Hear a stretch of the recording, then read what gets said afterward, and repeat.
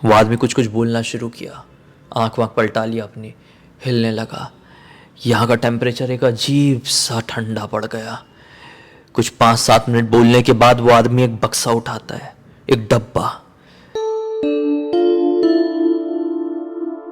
नमस्कार दोस्तों, आज एक ऐसी घटना की कहानी लेकर आ गया हूं जो घटना स्नेहा नाम की लड़की के साथ उसी की एक बड़ी अजीब गलती की वजह से घटी।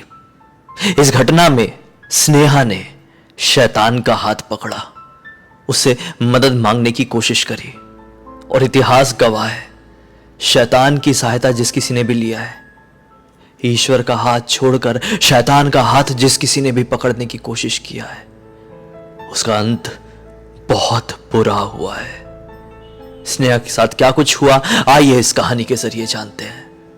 स्नेहा अपनी मां के साथ पुणे के एक छोटे से घर में अच्छी खासी अपनी जिंदगी काट रही थी। स्नेहा के पिताजी का कुछ साल पहले देहांत हो चुका था और स्नेहा का और कोई भी रिलेटिव इन लोगों से कोई भी मतलब नहीं रखता था। पिताजी की मृत्यु होने की वजह से स्नेहा और स्नेहा की मां काफी ज्यादा आर्थिक तंगी से जूझती थी। कभी कभी ऐसी सिचुएशन भी आ जाती थी कि स्नेहा के पास स्कूल की फीस भरने को बिल्कुल ही पैसे नहीं होते थे। पर्सनल कोचिंग क्लासेस लगा ली, ये तो पॉसिबल ही नहीं था। कई बार कई बच्चों के सामने स्नेहा को बेइज्जती का सामना करना पड़ता था कि भाई अगर फीस नहीं भरोगी तो स्कूल से निकाल दिया जाएगा, तुम्हारी माँ बहुत अच्छे स्वभाव की है, हम तुम्हारी कंडीशन समझते हैं इसलिए निकालते नहीं है, वरना इतना हम टॉलरेट किसी को नहीं करेंगे जितना तुमको करते हैं स्नेहा। ऐसा कई बार principal madam, head master madam आकर सुना देती थी स्नेहा को। बहुत खराब लगता था स्नेहा को। कोई भी स्नेहा की जगह रहे, भगवान ना करे कि कोई भी उसकी सिचुएशन में आए, सबको भगवान समृद्धि दे, लेकिन फिर भी कोई भी रहेगा तो उसको कितना दुख होता होगा ना, होता होगा। कई बार ऐसा होता था कि कॉलेज की कुछ एनुअल मीटिंग है, कुछ फंक्शन है, पेरेंट्स लोग आए हुए हैं, तो सारे पेरेंट्स एकदम सज सवार के स्टाइलिश बन के आते थे, लेकिन स्नेहा की माँ महंगे कपड़े, महंगी साड़ियाँ नहीं पहन पाती थी और बस ऐसे ही जाती थी। कई बार स्नेहा अपनी माँ को सुना भी देती थी, कैसे मुंह उठाकर आ जाती हूँ, इससे अच्छा मेरे स्कूल में मत आया करो। लेकिन इनके पास ऑप्शन ही क्या था। एक दिन की बात है, क्लास 12th के एग्जाम कंप्लीट हो चुके थे। स्नेहा को एक कॉलेज के बारे में पता चलता है। स्नेहा अपना एक ड्रीम बना लेती तुरंत कि मुझे उसी कॉलेज में एडमिशन चाहिए। अब पर्टिकुलर कोई भी रीजन रहा हो, लेकिन स्नेहा को एक कॉलेज के बारे में पता चला, अब उसको किसी भी कंडीशन में उस कॉलेज में एडमिशन चाहिए। स्नेहा अपनी माँ से बात करती और उसकी माँ बोलती, अरे बाप रे, मैंने तो उस कॉलेज का नाम सुनी हूँ बेटा, वो तो बहुत बड़ा कॉलेज, उसकी फीस बहुत अनाप शनाप होगी। दरअसल स्नेहा की मम्मी दूसरों के घर में जाके झाड़ू पोछा बर्तन करती थी, उससे पैसे मिलते थे, तो अपनी जीवनी और बेटी की पढ़ाई काट रही थी उससे। तो स्नेहा की मम्मी बोलती, बेटा बहुत ज़्यादा फीस लग जाएगी, कैसे क्या एडमिशन दिलाऊंगी। स्नेहा बोलती है, हम पता करती हूँ। अगले दिन स्नेहा पता करती है उस कॉलेज की फ़ीस के बारे में। सुनकर हक्की बक्की हो जाती है, लेकिन उसी दिन वो उस कॉलेज का माहौल भी देखती है। जितना मन उसका पहले हो रहा था इस कॉलेज में एडमिशन लेने का, अभी से उसे 4 गुना ज़्यादा मन करने लगा। अभी इसी कॉलेज में उसको एडमिशन चाहिए था, लेकिन फीस भी इतनी ज़्यादा है। मम्मी से बात करती, मम्मी बोलती, ये हो ही नहीं सकता। स्नेहा को बहुत बुरा लगता है, दिन भर रोती है, दिन भर रोती है, अपने आप को कोसती है, भगवान को कोसती है, किस्मत को कोसती है, ना जाने क्या क्या कहती है अपने आप में ही। उसकी माँ भी उस दिन उसकी कंडीशन देखकर खुद को संभाल नहीं पाई थी, उसकी माँ भी बहुत रोई थी। माँ को ऐसा लग रहा था कि मेरी बेटी पागल हो गई है। रात के 12:30 बजे के आसपास स्नेहा एक गलत कदम उठाने के बारे में सोचती है। अपने घर से निकलती है, पुणे के बिल्कुल आउटर इलाके में जाती है। कोई ओवर ब्रिज रहा होगा, उस ब्रिज के बिल्कुल कॉर्नर में खड़ी होती है और अब कुछ ऐसा करने जा रही थी जिसके बारे में किसी को सपने में भी नहीं सोचना चाहिए। स्नेहा एक झलक नीचे देखती है और बस गई ही थी कि झट से उसका कोई हाथ पकड़ लेता है। ये सुनसान सड़क थी, कोई गाड़ी, कोई कार यहां से नहीं गुजर रही थी, कोई इंसान भी नहीं था, लेकिन ना जाने ये कौन आ गया जो अचानक से स्नेहा का हाथ पकड़ लिया। पलट कर देखती है तो काले पोशाक में एक आदमी था, करली बाल थे, बड़ा सा मुंह था, हाइट लगभग इसके 7 फीट की थी। देखकर इसे ऐसा लग रहा था कि किसी फिल्म के शूट से निकल कर आ गया है, नौटंकी कर रहा है। वो अपने आप को बहुत सख्त दिखाने की कोशिश कर रहा था। आंखों में उसकी अजीब सी गहराई थी। काजल लगाकर रखा हुआ था, साथ में काला टीका भी। स्नेहा उसे देखकर सोची कि कौन हो तुम, और इस तरीके से मेरा हाथ क्यों पकड़े, छोड़ो मुझे।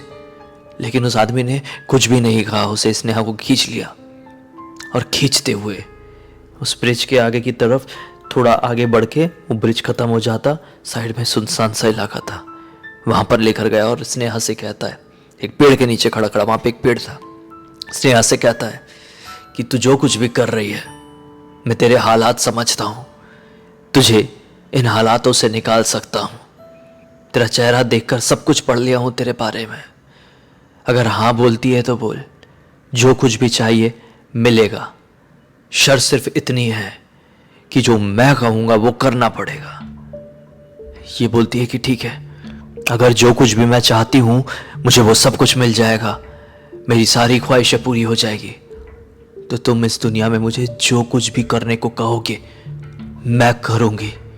लेकिन मुझे इस हालात से, ऐसी गरीबी की दुनिया से बाहर निकलना है। क्या करना होगा बताओ। अब भैया उसे बोलता है कि अगली रात को इतने ही बजे मुझे इस पते पर मिलो। स्नेहा को नहीं जाना चाहिए था ना वहां पे। एक लड़की थी वो, एक लड़की क्या, एक लड़का भी हो, ऐसे अनजान आदमी के घर चले जाएंगे क्या? हाँ, आप किसी से भी कैसी भी सिचुएशन से जूझ रहे हो, आपको कोई रैंडम इंसान मिलता है जो कि ऐसा अजीब सा दिख रहा है, यार आप चले जाओगे क्या उसके घर? वो बोलेगा कि मेरे घर पर आ जाओ। लेकिन स्नेहा अगली रात को अपनी माँ के सोने का इंतजार करने लगती है। उस रात को अपने घर चली गई, ठीक है, उस आदमी की बात मान के। और फिर अगली रात की बात आ गई और अपने माँ के सोने का इंतजार करने लगी। उस दिन माँ रात के 1:30 बजे सोई। माँ जैसी सोई, दबे कदमों से स्नेहा अपने घर से बाहर निकली। बाहर निकलने के बाद उस आदमी के बताए हुए पते पर पहुंची। वो आदमी का घर था इंडिपेंडेंट, छोटा सा बंगलो जैसा। वो कोई फ्लैट अपार्टमेंट में नहीं रहता था, छोटे से बंगलो में। बड़ा वियर्ड सा बंगलो था। उसके पूरे घर के दीवारों में शैतान की इमेजेस बनी हुई थी। अजीब सा कुछ कुछ लिखा हुआ था, जिस भाषा के बारे में स्नेहा को कुछ भी जानकारी नहीं थी। स्नेहा इसके घर की दीवारें और इस इंसान का हुलिया देखकर घबरा रही थी। इस घर के अंदर से अजीबोगरीब दुर्गंध आ रही थी। ना जाने क्यों इस घर में इस इंसान ने रोशनी करके नहीं रखा था। चारों तरफ मोमबत्तियां जल रही थी। ऐसा लग रहा था कि अब इस स्नेहा के मन में आने लगा था कि ये कोई शूटिंग वूटिंग चल रही है और मैं उसका हिस्सा बन रही हूं, मेरे साथ कुछ खतरनाक प्रैंक हो रहा है। कि फिर वो आदमी अंदर से आता है सामने की तरफ स्नेहा के पास। जैसे वो इंसान स्नेहा के पास आता है ना, तो एक अजीब सी वाइब्रेशन सी स्नेहा के शरीर में फील होती है। एक अजीब सा भारीपन, एक अजीब सी निगेटिविटी उसे फील होती है। और स्नेहा समझ जाती है कि नहीं, ये प्रैंक नहीं है, मेरी अंतरात्मा मुझे कुछ बताने की कोशिश कर रही है, यहां से भगाने की कोशिश कर रही है। स्नेहा अब ना चाहते हुए भी वहां से जाना चाह रही थी, लेकिन वो आदमी अब सब कुछ कहना शुरू कर देता है। स्नेहा के पिताजी की मृत्यु कैसे हुई, उसके दादाजी ने उसके परिवार का साथ कैसे छोड़ा, उसकी माँ किस आदमी के घर पे जाकर झाड़ू पोछा बर्तन करती है, वो कौन से स्कूल में पढ़ती है, उसके कितने परसेंटेज आए थे, उसे कौन से कॉलेज में पढ़ने का सपना है, वो आदमी सब काला चिट्ठा स्नेहा का बताना उसके मुंह पे शुरू कर दिया। और स्नेहा के शरीर में ये सब कुछ सुनकर, ये सारा नजारा देखकर सिरहन सी दौड़ गई।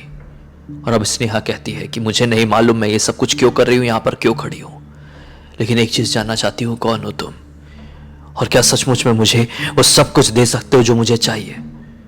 आदमी बोलता है कि क्या चाहिए तू बोल, तो इतना क्यों सोचती है, बोल, अभी भी विश्वास नहीं हो रहा है मेरे ऊपर। स्नेहा बोलती है ज्यादा बड़ी ख्वाहिश नहीं है मेरी, इस कॉलेज में एडमिशन लेना है और साथ ही साथ मुझे स्कॉलरशिप चाहिए। वहाँ पर एक एग्ज़ाम होता है जो मुझे पता है मैं नहीं निकाल सकती। बहुत इंटेलिजेंट बच्चे वहाँ के स्कॉलरशिप एग्ज़ाम को निकाल पाते हैं। अगर मैं निकाल लूँगी तो वो फीस इतनी कम हो जाएगी, मैं इतने इतने मार्क्स ले आऊँगी तो इतनी फ़ीस कम हो जाएगी कि मेरी माँ के लिए कुछ बड़ी बात नहीं रहेगी वो फ़ीस भरना। इतने कम फीस में इतने बड़े कॉलेज में पढ़ूंगी तो एक रुतबा भी बनेगा, सपना भी पूरा हो जाएगा और ज़िंदगी में बड़ी होकर कुछ कर भी पाऊंगी। स्नेहा के अंदर कहीं ना कहीं तो बचपना, एक नादानी, एक मासूमियत छुपी हुई थी। तभी वो ऐसी सिचुएशन में भी ऐसी बात कर रही थी। वो बहुत भारी सिचुएशन थी, वहां का ऑरा बहुत ज्यादा नेगेटिव था, वहां पर सचमुच में शैतान की पूजा की जा रही थी, वहां पर शायद कई आत्माओं का वास था। ये सब कुछ स्नेहा एक्सपीरियंस कर पा रही थी, महसूस कर पा रही थी, फील कर पा रही थी। लेकिन फिर भी वो क्या मांग रही है कि मुझे एक एग्जाम देना है, उसमें मेरे ज्यादा परसेंट मिल जाए तो मुझे एक कॉलेज में एडमिशन मिल जाए, ये मांग रही थी। ये बचपना ही तो था, मासूमियत ही तो थी। आदमी कह देता है कि ठीक है, बैठ जा यहां पे, मैं कुछ बोलना शुरू करूंगा, तुझे भी दोहराना होगा, और उसके बाद तू अपनी आत्मा शैतान को बेच चुकी होगी। शैतान फिर तुझे वो सब कुछ देगा जो तुझे चाहिए, लेकिन उसके बदले में शैतान जो तुझसे मांगेगा वो तुझे देना होगा।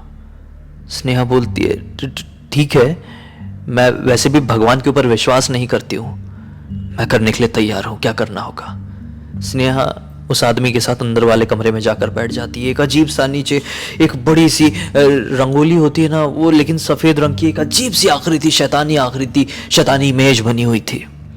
अजीब सा माहौल था अंदर का। उस इमेज के 6 अलग अलग कोनों में बड़ी बड़ी, इतने बड़ी बड़ी मोमबत्ती जल रही थी। उस आकृति के इस पार स्नेहा बैठ गई, उस पार वो आदमी बैठ गया।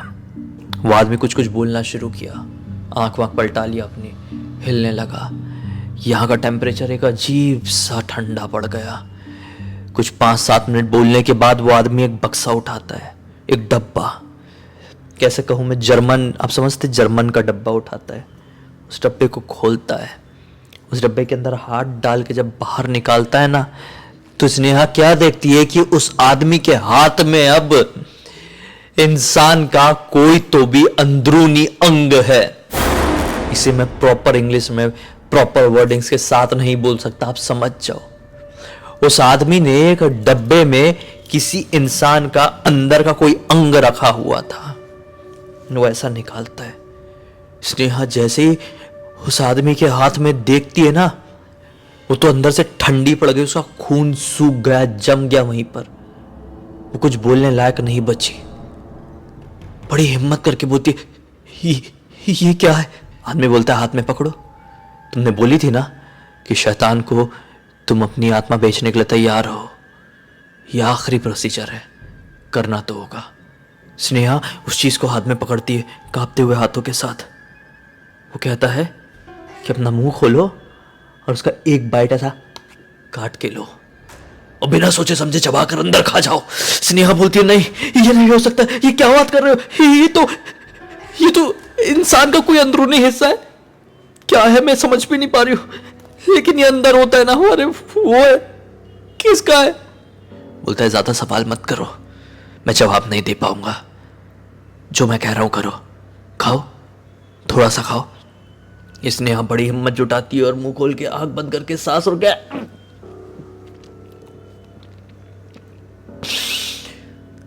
और उसको एक अंदर ऐसी फीलिंग आती है जिसको वो दुनिया में किसी के सामने बयान नहीं कर सकती थी।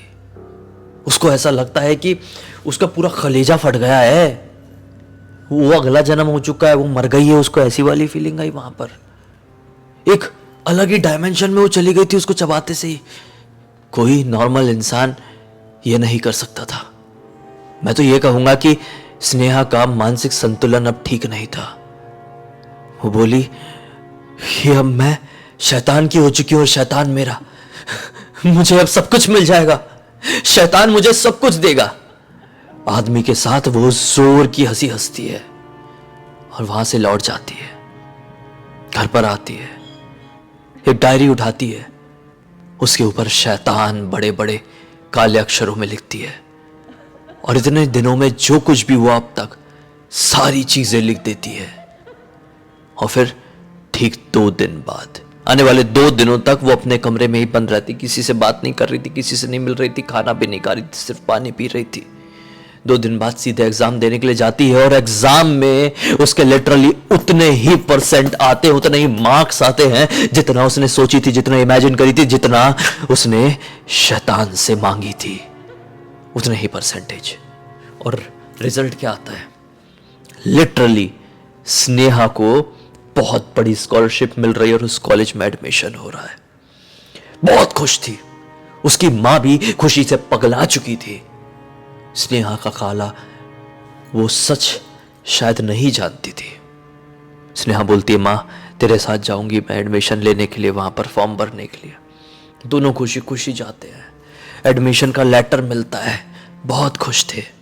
लौटे, घर पर आए, सो गए। रात में स्नेहा को एक सपना दिखाई देता है। उसी रात सपने में एक शैतान एक प्रेग्नेंट औरत के कमरे में जाता है।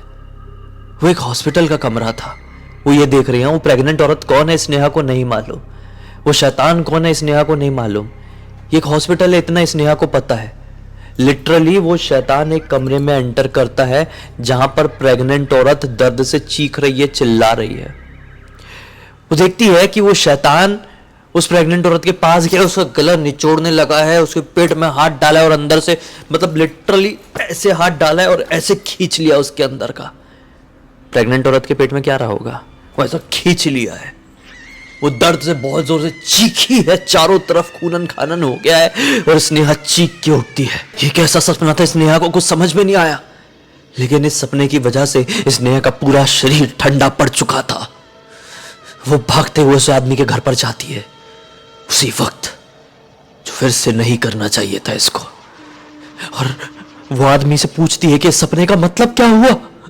वो शैतान बहुत डरावना था, मुझे कुछ समझ में नहीं आ रहा है, मुझे बताइए। मैं ना चाहते हुए भी आपके घर पर ऐसे भाग कर आई हूं, आप ही मेरी मदद कीजिए कि उस सपने का मतलब क्या है, मुझे बताइए। आदमी कहता है कि देख, तूने शैतान से जो मांगी शैतान ने तुझे दिया।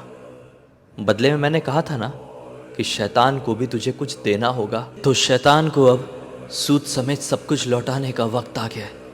स्नेहा बोलती है कि मैं समझी नहीं, मैं शैतान को क्या दे सकती हूँ, कैसे दे सकती हूँ।